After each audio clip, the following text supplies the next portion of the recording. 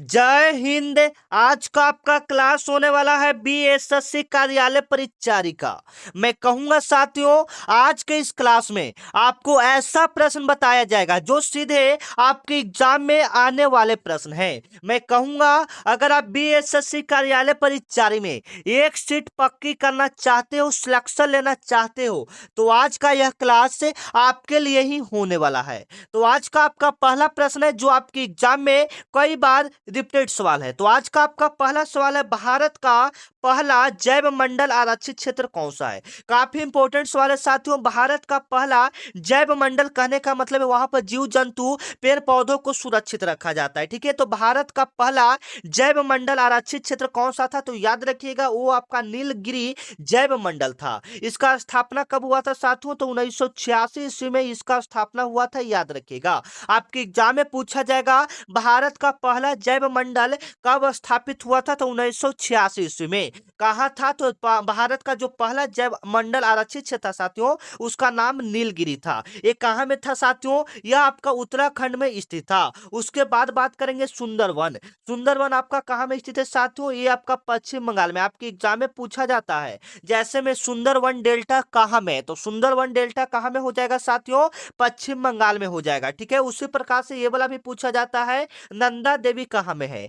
नंदा देवी कहाँ में है साथियों, तो यह आपका उत्तराखंड में, और यहाँ से हर साल एक प्रश्न आपकी एग्जाम में पूछा जाता है। जैव मंडल, राष्ट्रीय उद्यान, ये सबसे संबंधित आपकी एग्जाम में सवाल पूछे जाते हैं। ठीक है, तो यहाँ से आपका क्लियर कर दिए कि भारत का पहला जैव मंडल आरक्षित क्षेत्र कौन सा था साथियों, नीलगिरी था। इसका स्थापना 1986 ईस्वी में हुआ था। सुंदरवन कहाँ में है, पश्चिम बंगाल में है। नंदा देवी कहाँ में है साथियों, उत्तराखंड में। ठीक है, मानस आपका कहाँ में हो जाएगा, बताइएगा। मानस आपका कहाँ में हो जाएगा, असम में हो जाएगा। ठीक है, अगला नंबर सवाल है साथियों जो कि आपके लिए काफी इंपॉर्टेंट है, साइलेंट वैली परियोजना किस राज्य में स्थित है। ठीक है, काफी इंपॉर्टेंट है। साइलेंट वैली जो परियोजना है वह किस राज्य से संबंधित है, तो याद रखिएगा साथियों यह केरल से संबंधित है। साइलेंट वैली किस राज्य से संबंधित है, तो यह आपका केरल से संबंधित है। बी ऑप्शन आपका क्या हो जाएगा, बिल्कुल राइट हो जाएगा, जो कि सीधे ही आपकी एग्जाम के लिए पूछा जाने वाला सवाल है। अगला नंबर सवाल है, न्यूट्रॉन का खोज किसने किया था। एकदम इंपॉर्टेंट सवाल है साथियों, जो आपकी एग्जाम में पूछा जाएगा, न्यूट्रॉन का खोज किसने किया था। एकदम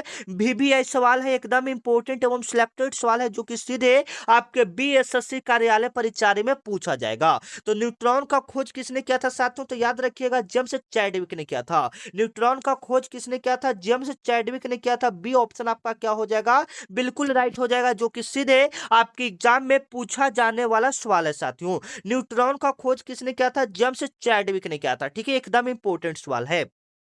अगला नंबर सवाल को हम लोग कवर करते हैं साथियों, जो कि आपके एग्जाम में पूछा जाने वाला सवाल है। बताइएगा सवाल आपका क्या कह रहा है साथियों, भारतीय संविधान में मौलिक अधिकार। देखिए हम आपको कई बार बता चुके हैं साथियों, आपके एग्जाम में संविधान से बहुत सारे प्रश्न पूछे जाते हैं। ठीक है, तो कवर कीजिएगा भारतीय संविधान में जो मौलिक अधिकार है साथियों वह किस देश से लिया गया है। एकदम इंपॉर्टेंट सवाल है, जो मौलिक अधिकार है साथियों वह किस देश से लिया गया है। देखिए जो हमारा भारत देश का संविधान है उसमें बहुत सारे ऐसे अधिकार हैं जो बहुत सारे देश से लिए गए, ठीक है ना, अलग अलग देश से लिया गया है। तो यहाँ पर सवाल आपका कर रहा है भारतीय संविधान में जो मौलिक अधिकार है वह किस देश से लिया गया है साथियों, काफी इंपॉर्टेंट है, याद रखिएगा किस देश से लिया गया है साथियों, एकदम इंपॉर्टेंट सवाल है, आपको कवर करना है। देखिए उससे पहले आपको क्लियर कर दे, जो संविधान हमारा है साथियों, इसको बनाने में जो टोटल समय लगा था, ये भी सवाल आपके एग्जाम में पूछा गया है कि भारतीय संविधान को बनाने में टोटल कितना समय लगा है, तो 2 साल 11 माह 18 दिन में लगा है। यहाँ पर मौलिक अधिकार की बात करें साथियों, तो मौलिक अधिकार आपका अमेरिका से लिया गया। मौलिक अधिकार कहाँ से लिया गया है,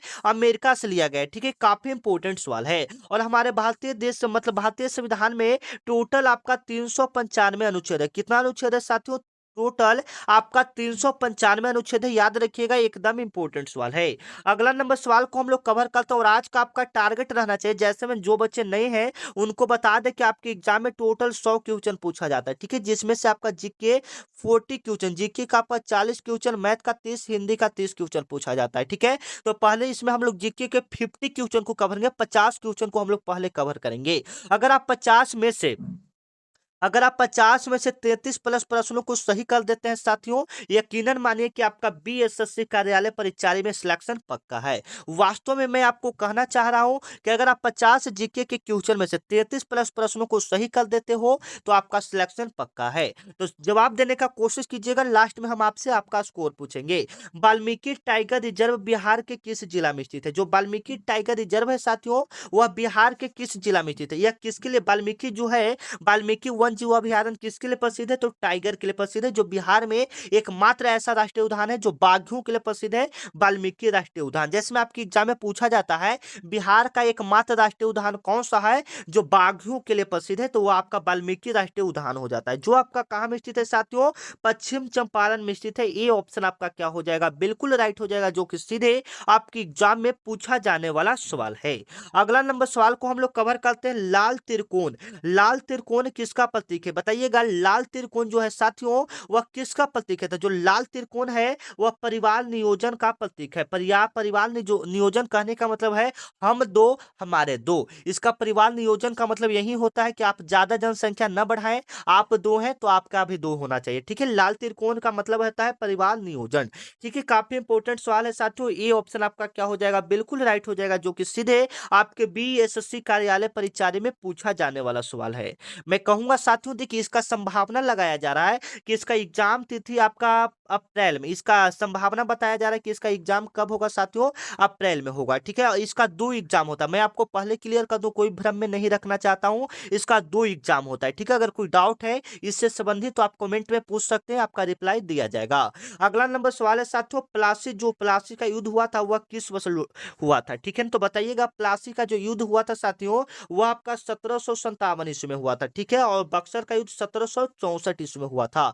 आपको उससे पहले थोड़ा सा क्लियर कर दे, इसमें देखिए जो भी एग्जाम होता है उसमें 3 लेवल का सवाल पूछा जाता है। एक तो पहला इजी लेवल का सवाल पूछा जाता है, एक आपका मॉडरेट लेवल का सवाल पूछा जाता है, और एक बहुत ही टफ लेवल का सवाल पूछा जाता है जो किसी को नहीं आता है, ठीक है ना, जो कितना भी पढ़े रहेंगे फिर भी नहीं आएगा। तो टफ लेवल के कुछ ऐसे 3-4 सवाल आते हैं जो किसी से नहीं बनता है, ठीक है ना। तो हम लोग पकड़ किस पर बनाना है साथियों? इजी और मॉडरेट लेवल के सवालों पर अगर हम लोग पकड़ बना लेते हैं तो आपका सिलेक्शन पक्का है। जैसे में इस लेवल का सवाल अगर आपके एग्जाम में आता है, ये तो इजी लेवल का सवाल है, तो आप लोग सही नहीं कर पाएंगे। प्लासी का युद्ध कब हुआ था? 1757 ईस्वी में। बक्सर का युद्ध 1764 ईस्वी में। अगला नंबर सवाल है साथियों जो कि इजी लेवल का सवाल है, आप लोग जवाब दीजिएगा। मानव बॉडी, ह्यूमन बॉडी की सबसे बड़ी ग्रंथि कौन सा है? मानव शरीर की सबसे बड़ी ग्रंथि कौन सा हो जाएगा साथियों? आपको भी पता है मानव शरीर की जो सबसे बड़ी ग्रंथि होगा वह कौन सा होगा साथियों?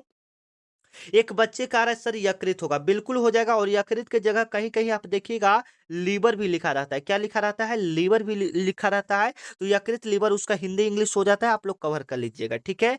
अगला नंबर सवाल है साथियों जो मैं आपको कई बार रिपीट करवा चुका हूं, बिहार केसरी के नाम से कौन फेमस है, कौन प्रसिद्ध है? बताइएगा, बिहार केसरी के नाम से कौन प्रसिद्ध है साथियों? मैं ये सवाल आपको कई बार रिपीट करवा चुका हूं, तो बताइएगा बिहार केसरी के नाम से कौन प्रसिद्ध है? तो आपका राइट आंसर आ रहा है साथियों डॉक्टर श्री कृष्ण सिंह। डॉक्टर श्री कृष्ण सिंह को बिहार केसरी के नाम से जानते हैं। डॉक्टर श्री कृष्ण सिंह कौन थे साथियों? तो ये हमारे बिहार के पहले मुख्यमंत्री थे। बिहार के पहले मुख्यमंत्री कौन थे साथियों? याद रखिएगा, बिहार के पहले मुख्यमंत्री कौन थे साथियों? तो डॉक्टर श्री कृष्ण सिंह थे। बिहार के पहले मुख्यमंत्री कौन थे साथियों? तो डॉक्टर श्री कृष्ण सिंह थे, याद रखिएगा। इनको बिहार केसरी के नाम से जाना जाता है या इनको श्री बाबू के नाम से जाना जाता है? इनको बिहार केसरी या किस नाम से जाना जाता है? श्री बाबू के नाम से जाना जाता है, याद रखिएगा। एकदम इंपॉर्टेंट लेवल का सवाल है जो कि सीधे आपके बीएसएससी कार्यालय परिचारी में पूछा जाएगा। अगला सवाल बात करेंगे अगर राजेंद्र प्रसाद का। राजेंद्र प्रसाद कौन थे साथियों? तो राजेंद्र प्रसाद हमारे भारत के प्रथम राष्ट्रपति थे। भारत के प्रथम राष्ट्रपति प्रेसिडेंट कौन थे साथियों? डॉक्टर राजेंद्र प्रसाद थे, याद रखिएगा। एकदम इंपॉर्टेंट सवाल है। अगला नंबर सवाल की बात करें साथियों, आपका जवाब आना चाहिए, एकदम इजी लेवल का सवाल है, लेकिन आपकी एग्जाम में कभी कभी ऐसा एक सवाल डाल देता है, ठीक है। तो आपको कवर करना है, भारत का राष्ट्रीय जलीय जीव कौन सा है? आपका जवाब कमेंट में आना चाहिए। 10 नंबर का जवाब हम नहीं देंगे, ठीक है। आप लोग इसका जवाब दीजिएगा साथियों ताकि हम देखना चाहते हैं आप लोग कितना प्रश्न को याद करते हो, ठीक है। चलिए 11 नंबर सवाल साथियों थोड़ा सा इंपॉर्टेंट है, आपकी एग्जाम में आने का संभावना है, तो इसको कवर करेंगे। काकोरी कांड किस वर्ष हुआ था बताइएगा साथियों। काकोरी कांड कब हुआ था? तो बिल्कुल राइट आंसर आपका रहा 1925 ईस्वी में आपका काकोरी कांड हुआ था। ठीक है ना, चलिए काकोरी कांड हुआ था। और जो बच्चे अभी तक चैनल को सब्सक्राइब नहीं किए हैं तो चैनल को सब्सक्राइब कर लीजिएगा, ठीक है, क्योंकि यह चैनल आपका बड़ा भाई की तरह है जो आपके पीछे खड़ा रहकर आपको डेली क्लास करवाता है। ठीक है, अगर आप डेली क्लास करना चाहते हैं साथियों तो चैनल को आप लोग सब्सक्राइब कर लीजिएगा। ठीक है, आपकी एग्जाम के जब तक आपका एग्जाम नहीं हो जाएगा साथियों, हम आपको डेली क्लास शाम का 7 बजे देते हैं। ठीक है, शाम का 7 बजे आपका डेली क्लास होता है और यहाँ से 50,000 से ज्यादा बच्चे जुड़कर अपनी तैयारी को पूरी करें। तो ठीक है, तो आप लोग चैनल को सब्सक्राइब करके आज से मेरे साथ तैयारी में लग जाइए। ठीक है, चलिए अगला ये वाला आपका हो गया 1925 ईस्वी में आपका काकोरी कांड हुआ था। कवर कीजिएगा साथियों, काकोरी कांड कब हुआ था? 1925 ईस्वी में हुआ था। ये ऑप्शन आपका क्या हो जाएगा? बिल्कुल राइट हो जाएगा। अगला नंबर सवाल को कवर करते हैं साथियों, इसरो का स्थापना कब हुआ था? इसरो का स्थापना कब हुआ था? भारतीय अंतरिक्ष अनुसंधान संगठन, इसरो का स्थापना कब हुआ था? तो याद रखिएगा साथियों, इसरो का जो आपका स्थापना हुआ था वह आपका हुआ था 1969 ईस्वी में। यहाँ से दो सवाल आपका बन गया साथियों, इसरो का पूरा नाम क्या होता है? कभी कभी फुल फॉर्म से भी, जैसे 5 मई को जो आपका एग्जाम हुआ था साथियों, 5 मई 2025 ईस्वी को इसके पीछे आपका एग्जाम हो चुका है 2025 में इसका। ठीक है ना, तो उसमें ये वाला सवाल पूछा गया था फुल फॉर्म से, जीडीपी वाला पूछा गया था कि जीडीपी का पूरा नाम क्या होता है। तो कवर कीजिएगा साथियों, जीडीपी का पूरा नाम होता है ग्रॉस डोमेस्टिक प्रोडक्ट होता है। ठीक है, तो मैं आपको क्या क्लियर कर रहा था, इसरो का पूरा नाम क्या होता है? तो इसरो का पूरा नाम भारतीय अंतरिक्ष अनुसंधान संगठन होता है। इसका स्थापना 1969 ईस्वी में हुआ था। ठीक है, एकदम इंपॉर्टेंट लेवल का सवाल है। ठीक है, और जो बच्चे अभी तक व्हाट्सएप ग्रुप को ज्वाइन नहीं किए साथियों, स्क्रीन पर आपको एक नंबर दिख रहा है, इस पर आपको क्या करना है, इस नंबर पर आपको BSSC लिखकर मैसेज करना है। इस नंबर पर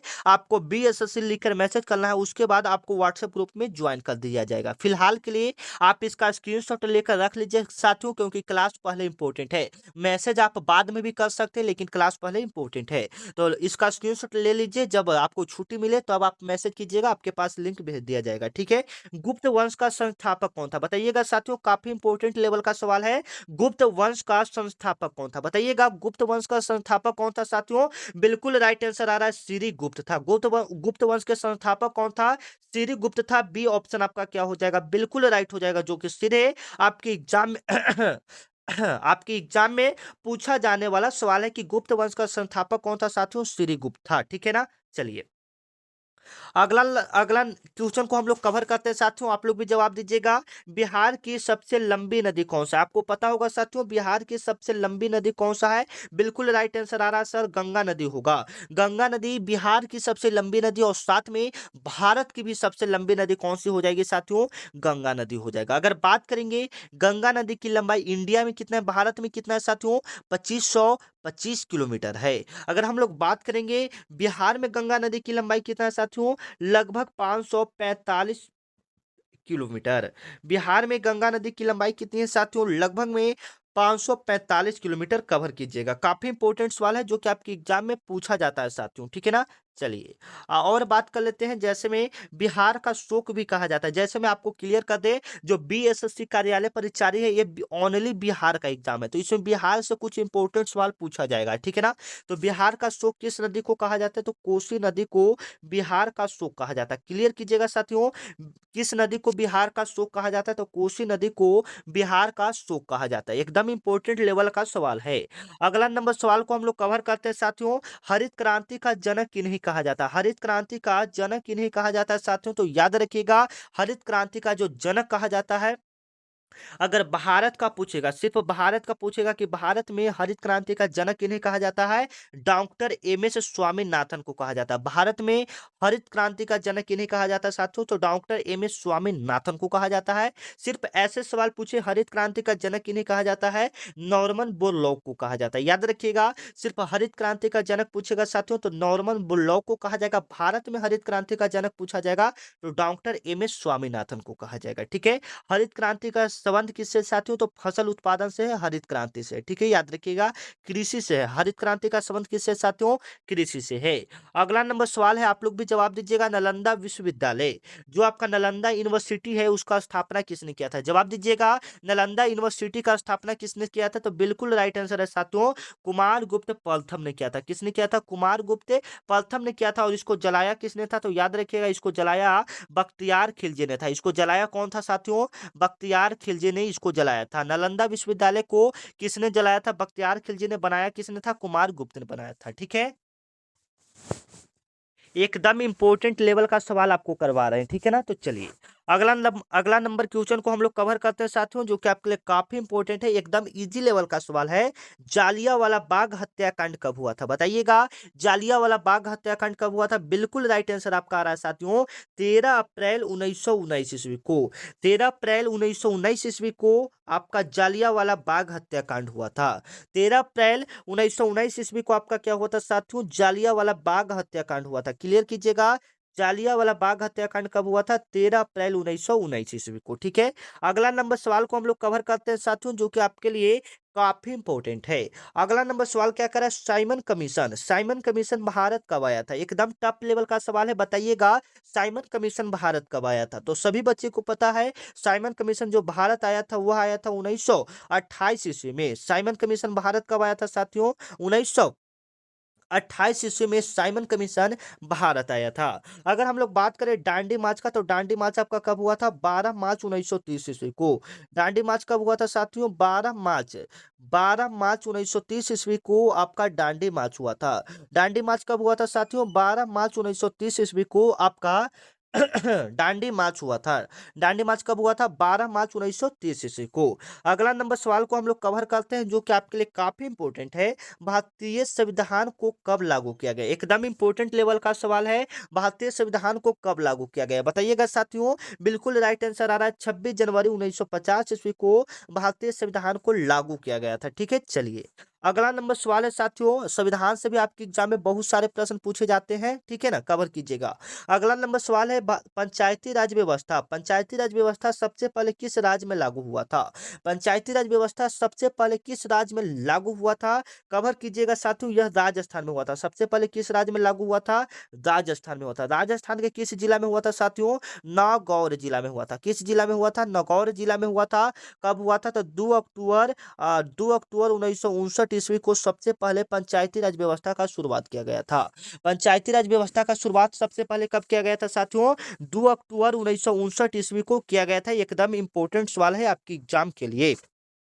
चलिए अगला अगला लेवल का सवाल देखते हैं साथियों, जो कि आपकी एग्जाम में आने वाला सवाल है। मैंने आपको क्या कहा था, फुल फॉर्म से आपकी एग्जाम में बहुत सारे सवाल पूछे जाते हैं साथियों, तो आप यहाँ पर कवर कर सकते हैं। ठीक है, डीएनए का पूरा नाम क्या होता है? डीएनए का पूरा नाम क्या होता है साथियों? याद रखिएगा, डीएनए का जो पूरा नाम होता है, सबसे पहले इसका खोज की बात करें कि डीएनए का खोज किसने किया था, तो दो व्यक्ति ने मिलकर किया था, जिसका नाम था वाटसन और क्रिक। जिसका नाम क्या था साथियों? वाटसन और क्रिक, यही नाम था जो डीएनए का खोज किया था। वाटसन और क्या किया था? क्रिक ने किया था। ठीक है, तो डीएनए का पूरा नाम क्या होता है साथियों? याद कीजिएगा, deoxy ribo nucleic acid. Deoxy ribo nucleic acid होता है। ये ऑप्शन आपका क्या हो जाएगा? बिल्कुल राइट हो जाएगा, जो कि सीधे आपकी एग्जाम में आने वाला सवाल है। अगला नंबर क्वेश्चन को हम लोग कवर करते हैं साथियों, विटामिन सी की कमी से कौन सा रोग होता है? बताइएगा, विटामिन सी की कमी से कौन सा रोग होता है साथियों? स्कर्वी होता है। बी ऑप्शन आपका क्या हो जाएगा? बिल्कुल राइट हो जाएगा, जो कि सीधे आपकी एग्जाम में पूछा जाने वाला सवाल है। विटामिन सी की कमी से कौन सा रोग होता है? कवर कीजिएगा, विटामिन सी की कमी से आपको स्कर्वी होता है। क्या होता है साथियों? स्कर्वी होता है। विटामिन ए की कमी से आपका रतौंधी होता है। विटामिन सी की कमी से, हाँ, विटामिन बी की कमी से आपका क्या होता है साथियों? Beriberi. और विटामिन डी की कमी से क्या होता है? रिकेटस होता है। ठीक है, सारे प्रश्न को कवर कीजिएगा, आपकी एग्जाम के लिए काफी इंपॉर्टेंट सवाल है। ठीक है, अगला नंबर सवाल है साथियों, जो कि आपका जवाब देना है, एकदम इजी लेवल का सवाल है। भारत का राष्ट्रीय खेल कौन सा है? भारत का राष्ट्रीय खेल कौन सा है? तो बताइएगा साथियों, बिल्कुल राइट आंसर आपका आना चाहिए। 23 नंबर लिखकर कमेंट में बोलिएगा सर, ये वाला जवाब होगा। ठीक है, जो आपको पता है जवाब दीजिएगा। अगला नंबर सवाल है साथियों, चंद्रयान 1। चंद्रयान 1 वन किस वर्ष लॉन्च हुआ था? बताइएगा साथियों, चंद्रयान वन किस वर्ष लॉन्च हुआ था? तो ये आपका लॉन्च हुआ था 2008 ईस्वी में। चंद्रयान वन कब लॉन्च हुआ था साथियों? 2008 ईस्वी में। चंद्रयान, एक मिनट, चंद्रयान वन कब लॉन्च किया गया था साथियों? 2008 ईस्वी में। बी ऑप्शन आपका क्या हो जाएगा साथियों? बिल्कुल राइट हो जाएगा। चंद्रयान वन कब लॉन्च हुआ था? 2008 ईस्वी में। ठीक है, काफी इंपॉर्टेंट सवाल है जो कि सीधे आपके एग्जाम में पूछा जाएगा। अगला नंबर सवाल है साथियों, गोल्डन फाइबर। गोल्डन फाइबर किसे कहा जाता है? काफी इंपॉर्टेंट है गोल्डन फाइबर, यानी रेशेदार, रेशेदार वाला को हम लोग कहेंगे ना गोल्डन फाइबर। ठीक है, तो याद रखिएगा इस हम किसको कहेंगे साथियों? जूट को कहेंगे। गोल्डन फाइबर किसे कहेंगे साथियों? जूट को कहेंगे। बी ऑप्शन आपका क्या हो जाएगा? बिल्कुल राइट हो जाएगा। अगला नंबर सवाल है साथियों, 26 नंबर सवाल को हम लोग कवर करेंगे। भारतीय योजना आयोग, भारतीय योजना आयोग का स्थापना कब हुआ था? बताइएगा, योजना आयोग का आपका स्थापना कब हुआ था साथियों? तो बिल्कुल राइट आंसर आपका आना चाहिए कि सर योजना आयोग का जो स्थापना हुआ था वह आपका हुआ था 15 मार्च 1950 ईस्वी को। भारत में योजना आयोग का गठन कब हुआ था साथियों? 15 मार्च 1950 ईस्वी को। फिर धीरे धीरे इस योजना का नाम बदलकर क्या कर दिया गया साथियों? नीति आयोग कर दिया गया। इस योजना का नाम बदलकर क्या किया गया साथियों? नीति आयोग कर दिया गया। इस योजना का नाम बदलकर क्या किया गया? नीति आयोग कर दिया गया। याद रखिएगा, इस योजना का नाम बदलकर क्या किया गया था? नीति आयोग किया गया था। ठीक है, एग्जाम इंपोर्टेंट सवाल है। और कब किया गया था? 2015 ईस्वी में। अगर योजना आयोग पूछे तो 1950 याद रखिएगा, और नीति आयोग पूछे तो 2015 याद रखिएगा। ठीक है, अगला नंबर सवाल है साथियों, आपकी एग्जाम में आने वाला सवाल है, दांडी मार्च कब हुआ था? बताइएगा, दांडी मार्च कब शुरू हुआ था? एकदम इंपोर्टेंट सवाल है साथियों, तो आपकी एग्जाम में आने वाला सवाल है। तो पता कीजिएगा दांडी मार्च कब हुआ था? 12 मार्च, 12 मार्च 1930 ईस्वी को, 12 मार्च 1930 ईस्वी को दांडी मार्च हुआ था। कहाँ में हुआ था? तो ये आपका गुजरात में हुआ था। ये आपका कहाँ में हुआ था साथियों? गुजरात में हुआ था। याद रखिएगा, एकदम इंपॉर्टेंट सवाल है। अगला नंबर सवाल है साथियों, लोकसभा का जो अधिकतम संख्या होता है वह कितना होता है? लोकसभा का अधिकतम संख्या कितना होता है साथियों? तो याद रखिएगा 552 होता है। लोकसभा का अधिकतम संख्या कितना होता है साथियों? 552 होता है।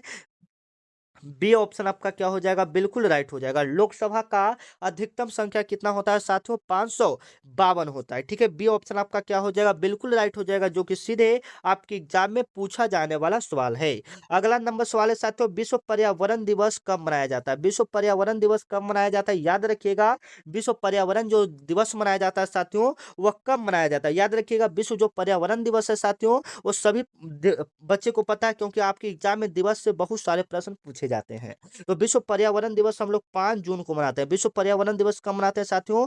5 जून को हम लोग पर्यावरण दिवस मनाते हैं। विश्व पर्यावरण दिवस 5 जून को मनाया जाता है। ठीक है, एकदम इंपॉर्टेंट लेवल का सवाल है, एकदम टफ लेवल का सवाल है।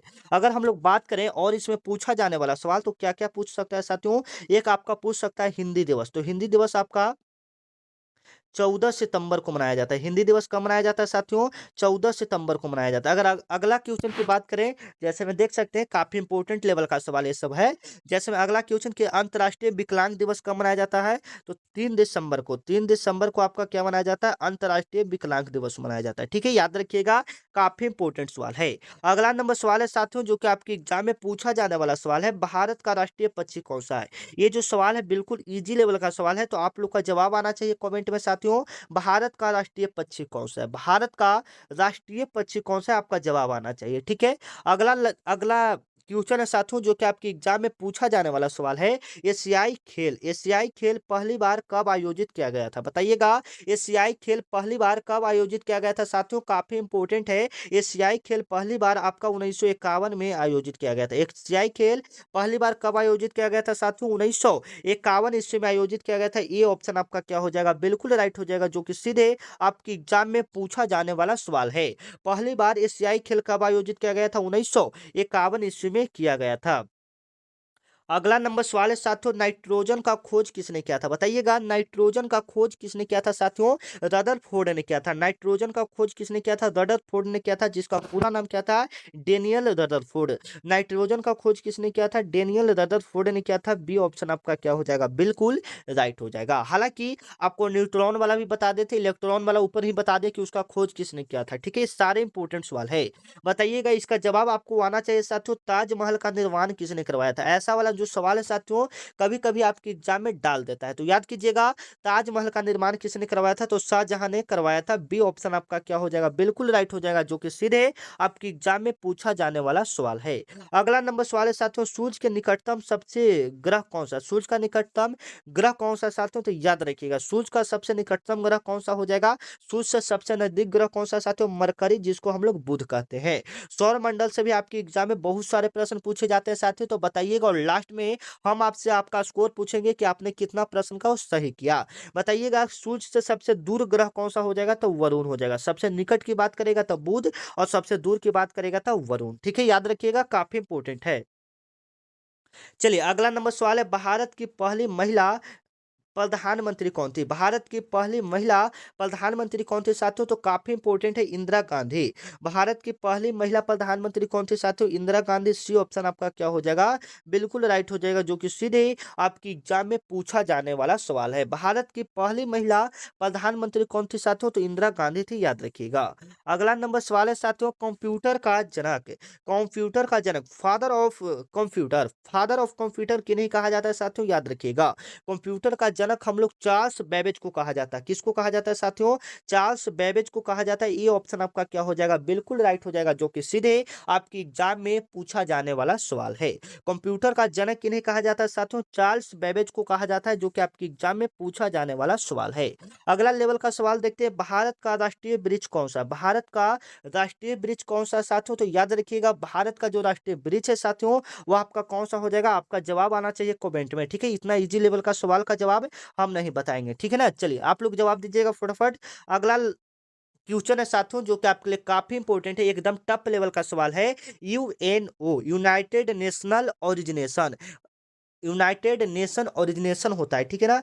इसका स्थापना कब हुआ था? याद रखिएगा, संयुक्त राष्ट्र संघ, संयुक्त राष्ट्र संघ का स्थापना कब हुआ था साथियों? 1945 ईस्वी में। इसका स्थापना कब हुआ था साथियों? 1945 ईस्वी में हुआ था। ये ऑप्शन आपका क्या हो जाएगा? बिल्कुल राइट हो जाएगा, जो कि सीधे आपकी एग्जाम में पूछा जाने वाला सवाल है। अगला क्वेश्चन है साथियों, रामायण के रचयिता कौन है? बताइएगा, रामायण का रचयिता कौन है साथियों? जो कि सीधे आपके एग्जाम में पूछा जाने वाला सवाल है। रामायण के रचयिता कौन है? ऐसा जो सवाल है साथियों, आपके बीएसएससी कार्यालय परिचारी में कई बार रिपीटेड हुआ सवाल है। बताइएगा, रामायण का रचयिता कौन है? तो रामायण का रचयिता हो जाए या महाभारत का रचयिता हो जाए, ऐसा सवाल आपके एग्जाम में काफी बार पूछा जा चुका सवाल है। ठीक है, तो कवर कीजिएगा, रामायण का रचयिता कौन हो जाएगा साथियों? सभी बच्चे को पता है, बच्चा बच्चा को पता है इसका रचयिता कौन हो जाएंगे। बिल्कुल राइट आंसर आपका आ रहा है, सभी कोई का यहाँ पर बिल्कुल सही जवाब आ रहा है, ठीक है ना। वाल्मीकि, ये ऑप्शन आपका क्या हो जाएगा? बिल्कुल राइट हो जाएगा। और साथ में आप लोग महाभारत को भी बता दीजिएगा, महाभारत का रचयिता कौन है। अगला नंबर सवाल है साथियों, ये वाला सवाल मैं आपको कई बार रिपीट करवा चुका हूँ, कई बार आपके एग्जाम में भी आ चुका सवाल है, एवं इसको अच्छे से याद करेंगे क्योंकि ये काफी इंपोर्टेंट लेवल का सवाल है। कवर कीजिएगा, किस ग्रह को लाल ग्रह के नाम से जाना जाता है? किस ग्रह को लाल ग्रह के नाम से जाना जाता है साथियों? तो याद रखिएगा, लाल ग्रह या गुलाबी ग्रह, लाल ग्रह या गुलाबी ग्रह हम लोग किस ग्रह को कहते हैं साथियों? याद रखिएगा। तो हम लोग मंगल यानी मार्स ग्रह को लाल या गुलाबी ग्रह के नाम से जानते हैं। काफी इंपोर्टेंट सवाल है, आपके एग्जाम में पूछा गया सवाल है। पृथ्वी का बहन या सुबह का तारा या शाम का तारा कौन सा ग्रह को कहा जाता है? तो शुक्र को कहा जाता है। ठीक है, एकदम इंपॉर्टेंट सवाल है। अगला क्वेश्चन है साथियों, भारतीय रिजर्व बैंक, भारतीय रिजर्व बैंक का स्थापना कब हुआ था? बताइएगा, भारतीय रिजर्व बैंक का स्थापना कब हुआ था, जिसको हम लोग शॉर्ट रूप में आरबीआई भी बोलते हैं। ठीक है, इसका स्थापना आपका हुआ था साथियों 1 अप्रैल 1935 ईस्वी को हुआ था। इसका स्थापना 1 अप्रैल 1935 ईस्वी को कहाँ में हुआ था साथियों? कहाँ में नहीं, इसका मुख्यालय पूछेगा कि भारतीय रिजर्व बैंक का मुख्यालय कहाँ है, तो मुंबई में है। ठीक है ना। और इसका राष्ट्रीयकरण भी हुआ था, इस समय तो इसका स्थापना हुआ था, और इसका राष्ट्रीयकरण कब हुआ था? 1949 ईस्वी में हुआ था। याद रखिएगा, काफी इंपोर्टेंट लेवल का सवाल है।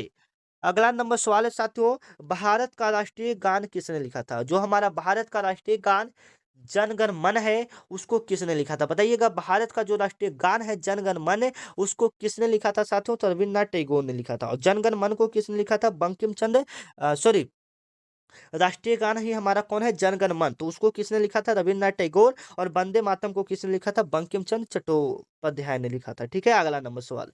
अगला नंबर सवाल है, गुप्त काल को किसका स्वर्ण युग कहा जाता है? गुप्त काल को किस देश का स्वर्ण युग कहा जाता है? तो भारत का स्वर्ण युग कहा जाता है। भारत को क्या कहा जाता है साथियों? स्वर्ण युग कहा जाता है। ठीक है, अगला नंबर सवाल हम लोग कवर करेंगे साथियों, जो कि आपके लिए काफी इंपॉर्टेंट है। सांची स्तूप किस राज्य में? बताइएगा, सांची स्तूप आपका किस राज्य में साथियों? सांची स्तूप आपका किस राज्य में है?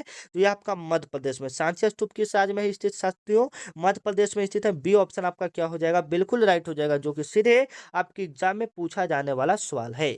अगला नंबर सवाल है, लोहा का रासायनिक प्रतीक क्या है? बताइएगा, लोहा का रासायनिक प्रतीक क्या होता है साथियों? तो लोहा का जो संकेत होता है वह आपका होता है Fe। लोहा का संकेत क्या होता है साथियों? Fe। और कॉपर का क्या होता है? Cu। जिंक का क्या होता है? Zn होता है। Ag का क्या होता है? चांदी होता है। इस चारों को याद रखिएगा, ये चारों आपके एग्जाम के लिए एकदम इंपॉर्टेंट सवाल है, पूछा जाने वाला सवाल है। अगला नंबर सवाल है साथियों 47 नंबर, गौतम बुद्ध का जन्म कहाँ हुआ था? बताइएगा, गौतम बुद्ध का जन्म कहाँ हुआ था? लुम्बिनी नेपाल में हुआ था। बी ऑप्शन आपका क्या हो जाएगा? बिल्कुल राइट हो जाएगा। गौतम बुद्ध का जन्म कहाँ हुआ था साथियों? लुम्बिनी नेपाल में हुआ था। बी ऑप्शन इसका क्या हो जाएगा? बिल्कुल राइट हो जाएगा। अगर हम बात करें इनको ज्ञान की प्राप्ति कहाँ हुआ था, तो बोध गया में हुआ था। इन्होंने अपना पहला उपदेश कहाँ दिया था? सारनाथ में। इनका मृत्यु कुशीनगर उत्तर प्रदेश में हुआ था। अगला नंबर सवाल है साथियों, इसका जवाब आना चाहिए, भारत का राष्ट्रीय पशु कौन सा है? 48 नंबर का जवाब आना चाहिए, भारत का राष्ट्रीय पशु कौन सा है? 49 नंबर आपका सवाल है साथियों, चिपको आंदोलन किससे संबंधित है? चिपको आंदोलन किससे संबंधित है? तो जंगल संरक्षण से था। किससे? जंगल को पेड़ पौधों से काटने से बचाने के लिए उसमें आदिवासी जो लोग थे उसमें चिपक जाते थे, तो वहीं जंगल को संरक्षण करने के लिए। ठीक है, अगला नंबर सवाल है साथियों 50 नंबर आपका सवाल है, भारत की सबसे ऊंची चोटी कौन सा है? बताइएगा, भारत की सबसे ऊंची चोटी कौन सा है साथियों? K2 है। कौन सा है? K2। भारत की सबसे ऊंची चोटी कौन सा है साथियों? K2, जिसे गार्डविन स्टीन भी कहा जाता है, जिसे हम लोग क्या कहते हैं? गार्डविन स्टीन भी कहते हैं। भारत की सबसे ऊंची चोटी कौन सा साथियों? K2 है, जिसे हम लोग गार्डविन स्टीन भी कहते हैं। ठीक है, और भारत की सबसे ऊंची चोटी, ऐसे तो आपका कंचनजंगा का नाम आता है, K2 आपका नीचे आता है, लेकिन अभी फिलहाल में आपका कंचनजंगा होगा। ठीक है ना, तो कंचनजंगा हम लोग याद करेंगे। भारत की सबसे ऊंची चोटी कंचनजंगा, जो कि आपका कहाँ में स्थित है? सिक्किम में। नंदा देवी कहाँ में साथियों? उत्तराखंड में। माउंट एवरेस्ट कहाँ है? जो कि विश्व की सबसे ऊंची पर्वत है। विश्व की सबसे ऊंची पर्वत कौन सा साथियों? माउंट एवरेस्ट, जिसका ऊंचाई आपका 8,848 मीटर है। ठीक है ना, चलिए मिलते हैं नेक्स्ट वीडियो में, तब तक के लिए जय हिंद, जय भारत। आपको क्लास कैसा लगा कमेंट में जरूर बताइएगा, और टेलीग्राम का लिंक आपका डिस्क्रिप्शन में है, वहां से ज्वाइन कर सकते हैं।